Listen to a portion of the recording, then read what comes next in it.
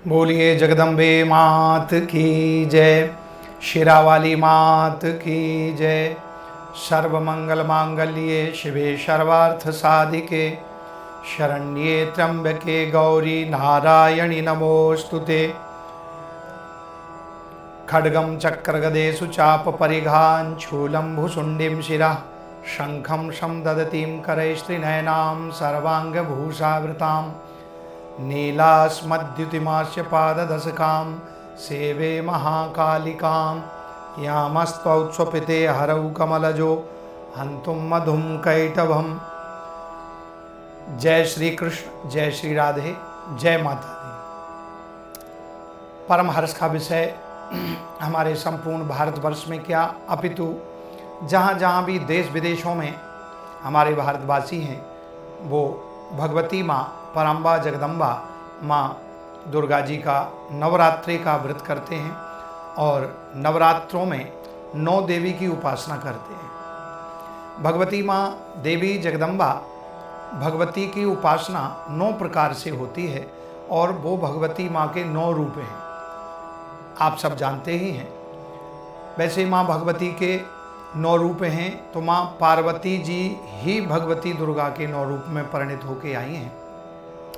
श्री देवी भागवत में, श्रीमद् देवी भागवत में और दुर्गा सप्तशती के देव्या कवच में और अनेक उदाहरण दिए हैं कि भगवती माँ अपने भक्तों की रक्षा के लिए 9 रूप में प्रकट होकर के 9 प्रकार की भक्ति को प्रदान कराती हैं और 9 रूप में भक्तों की भक्ति को स्वीकार करके उनके घर में सुख, शांति, शक्ति, भक्ति, ऐश्वर्य की प्रदानता कराती हैं।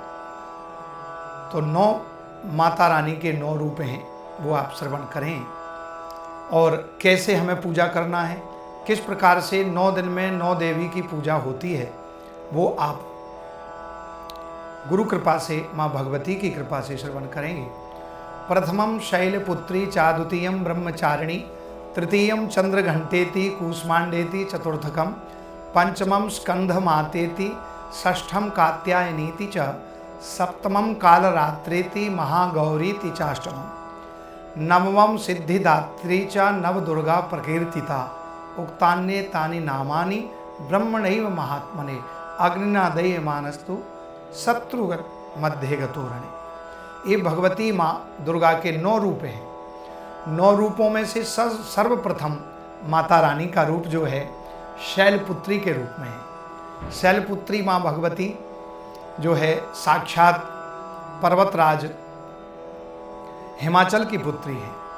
हिमाचल की पुत्री, शैलराज हिमाचल की पुत्री, जिनको जो है शैलपुत्री कहा गया है। भगवती माता सती जी ने जब अपना शरीर पर त्याग किया तो उन्होंने प्रार्थना की कि जब भी मुझे जन्म मिले भगवान शिव जी की प्राप्ति हो। तो जन्मी पार्वती तनु पाई, वो शैलपुत्री के रूप में, शैलजा के रूप में प्रकट हुई और दिव्य स्वरूप है। और उस स्वरूप में भगवान शंकर जी की प्राप्ति के लिए राजा हिमाचल के यहाँ पर, शैल राज हिमाचल के यहाँ जन्म लिया पुत्र के रूप में और शैलपुत्री की पूजा होती है। बड़ा उनका दिव्य सौम्य स्वरूप है। और चतुर्भुजा, हाँ, ये शैलपुत्री की 4 भुजाएं हैं। 4 भुजाओं से शंख चक्र गदा पद्म और अनेक दिव्य भक्तों के रक्षा के लिए अस्त्र शस्त्रों को धारण किए हुए हैं। ये प्रथम दिन की पूजा है। माँ भगवती को खीर का प्रसाद लगाएं और अनार का भोग लगाएं और माता रानी का पूजन करें। और इनकी जो सवारी है वो नंदी की सवारी है। माँ शैलपुत्री की जो पूजा करते हैं उनको पर्वतराज भगवान स्वयं कृपा करके उनके घर में सुख शांति संप्रदान कराते हैं। दूसरी जो है वो ब्रह्मचारिणी है। ब्रह्मचारिणी माता पार्वती जी का ही नाम है। ब्रह्मचारिणी के रूप में आकर के जब उनको पता लगा भगवान श्री नारद जी के कहने पर, जब नारद जी ने उनको वरदान दिया कि तुमको भगवान शिव प्राप्त होंगे, तुम उनकी आराधना करो, तो उन्होंने हजारों वर्ष तप किया और ब्रह्मचारिणी के रूप में फल फूलों को ग्रहण करके और हजारों वर्ष तक उन्होंने तप किया, व्रत उपवास करके तप किया। उस तप के प्रभाव से उनका नाम ब्रह्मचारिणी पड़ा। ब्रह्मचारिणी माँ को बिल्व पत्र है और अनेक प्रकार की औषधियाँ हैं, जैसे अनेक प्रकार के फल हैं। यहाँ अमरूद है, आम है, संतरा है, सेब है, केले हैं। ये माँ को अत्यंत प्रिय है और गंगा जल से आप इनकी पूजा करें। और ये भगवती माता दिव्य आसन पर विराजमान है और वो ब्रह्मचारिणी के रूप में है। भगवान माता ब्रह्मचारिणी द्वितीय रूप है। तृतीयम चंद्र घंटेति, चंद्र घंटेति माता, इनका नाम चंद्र घंटा कैसे पड़ा? भगवान शंकर जी का जब विवाह हो गया तो विवाह के पश्चात माता चंद्र घंटा के रूप में प्रकट हुई और जब विराजमान थी तो माँ भगवती के सिर के ऊपर चंद्र आकार में एक घंटा प्रकट हुआ, तो तब से उनका नाम पड़ गया चंद्र घंटेति, चंद्र घंटा। और भगवती माँ ये भक्तों की रक्षा के लिए अनेक अस्त्र शस्त्रों को धारण किए हुए हैं। और भगवती माँ की सवारी जो है वो बाघ की है, बाघ पर विराजमान है और माता रानी चंद्र घंटा के रूप में है। और भगवती माँ 10 भुजाओं से सुशोभित हैं, 10 भुजाएँ हैं उनकी।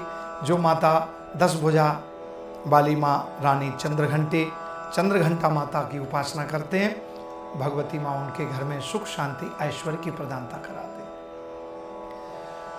प्रथमम शैलपुत्री च द्वितीयम ब्रह्मचारिणी तृतीयम चंद्र घंटेति कूष्मांडेति चतुर्थकम। माता भगवती कूष्मांडा जो है वो चतुर्थी चौथे नवरात्रि में कूष्मांडा बन करके माता आती हैं और आकर के अपने भक्तों की रक्षा करती हैं। माता रानी का कूष्मांडा नाम कैसे पड़ा?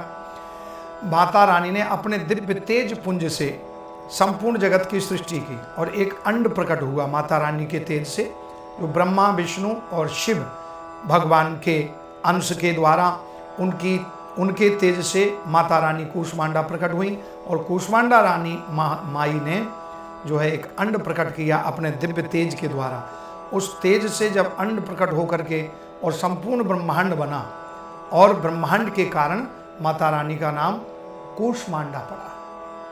तो कूष्मांडा माता भगवती का ये दिव्य रूप है और इनकी सवारी शेर की सवारी है। माता रानी का सिंह वाहन है और सिंह वाहिनी भगवती माँ कूष्मांडा की उपासना चौथे नवरात्रि में आप करेंगे। भगवती माँ के चरणों का आश्रय हमें बराबर मिले तो इसमें व्रत करते हैं और व्रत करने के पश्चात हम कन्याओं को भोजन कराते हैं और नवारण मंत्र का जप करते हैं, ओम ऐं ह्रीं क्लीं चामुंडाय विच्चे। और ब्रह्मचर्य व्रत का पालन करेंगे 9 दिन और भगवती माता रानी की पूर्ण कृपा प्राप्त होती है। 5वीं देवी भगवती हैं स्कंद माता, पंचमम स्कंद मातेति षष्ठम कात्यायनीति चा। स्कंद माता कहा गया कार्तिकेय को भी स्कंद कहते हैं। भगवती माता रानी कार्तिकेय के रूप में ही प्रकट हुई हैं और स्कंद कार्तिकेय जी को भी कहते हैं। तो माता पार्वती माता जी की ही सब महिमा है, इन्हीं के ही रूप हैं। तो कार्तिकेय की पूजा करने से इनका नाम कार्तिकेय पड़ा, स्कंद माता पड़ा, क्योंकि स्कंद माता हैं ये। स्कंद माता भगवती पार्वती हैं और स्कंद कार्तिकेय हैं, इसलिए स्कंद माता नाम इसका माता रानी का नाम पड़ा। और स्कंद माता रानी के दिव्य जो सवारी शेर की सवारी है और दिव्य रूप है, इस दिव्य रूप में भगवती माता को भोग लगाने के लिए जो है कमल पुष्प अर्पित करें और भोग लगाने के लिए अनार है और मौसमी का भोग लगावें, दूध का भोग लगावें, पंचामृत से स्नान करें। षष्ठम कात्यायनी तीजा, भगवती कात्यायनी माता जो साक्षात सिद्ध 9 पीठों में से एक पीठ है, जो हमारे वृंदावन धाम में कात्यायनी मैया का मंदिर है, वो षष्ठम कात्यायनी तीजा, षष्ठम कात्यायनी माता है। माता रानी के नवरात्रों में 6वें नवरात्रों में कात्यायनी मैया की पूजा होती है। कात्यायनी मैया का जो सवारी है वो सिंह सवारी है और 4 भुजा है भगवती माता कात्यायनी की। और 4 भुजाधारी भगवती माँ की उपासना करें। 6वें दिन के जो नवरात्रे हैं, माता रानी का दिव्य गौर वर्ण है और मंद मंद मुस्कान है। भगवती माता रानी का कात्यायनी नाम कैसे पड़ा वो ऋषियों ने बताया। विश्व प्रसिद्ध कात्यायन ऋषि हुए हैं। कात्यायन गोत्र के विश्व प्रसिद्ध कात्यायन ऋषि हुए। उन्होंने घोर तप किया और तप करके भगवान नारायण की उनको प्राप्ति हुई। और नारायण की प्राप्ति हुई, उन्होंने कहा वरदान मांगो। बोले हमको एक पुत्री चाहिए और वो भी हमें तेजस्वी पुत्री हो। तो कात्यायन ऋषि ने इतना तप किया, उनके पवित्र तप के प्रभाव से साक्षात जो कन्या प्रकट हुई वो पार्वती के अवतार, वो कात्यायनी माता प्रकट हुई हैं। तो इसलिए छठवें दिन में कात्यायन ऋषि, कात्यायन गोत्र के ऋषि के द्वारा प्राप्त ऐसी दिव्य शक्ति भगवती माँ कात्यायनी नाम पड़ा। कात्यायनी मैया की जय। भगवती का यह दिव्य स्वरूप है, सिंह की सवारी है। माता चतुर्भुज रूप में धारण शंख चक्र गदा पद्म लिए हैं और भक्तों की रक्षा के लिए खड्ग त्रिशूल धारण किए हुए हैं कि जो माँ भगवती के कात्यायनी की पूजा करते हैं वो उनको भगवान श्री कृष्ण की प्राप्ति होती है। कात्यायनी महामाये महायोगिन्यधीश्वरी नंद गोप सुतम देवीम पतिम में कुरुते नमः। गोपियों ने भी इन्हीं माता कात्यायनी की पूजा की थी, तो माता कात्यायनी ने उनको श्री नंद गोप सुतम भगवान श्री कृष्ण की प्राप्ति करा दी। तो आप भी भगवती माता कात्यायनी की उपासना करें, भगवान कृष्ण से वो मिला देंगे, हमारे घर में, हमारे जीवन में सुख शांति ऐश्वर्य प्रदान कराएंगे। और सातवीं जो देवी हैं भगवती हैं वो सप्तमम काल रात्रि भगवती माँ हैं, जो सप्तमम काल रात्रि हैं, जिन भगवती का जो वाहन है वो खर है। खर माने जो बैसाखी नंदन भी उनको बोलते हैं, गधा। जो भगवती माँ विराजमान है और कालरात्रि के रूप में है। भगवती माता रानी रक्तबीज नाम के दैत्य को मारने के लिए प्रकट हुई, वो कालरात्रि बन करके आई।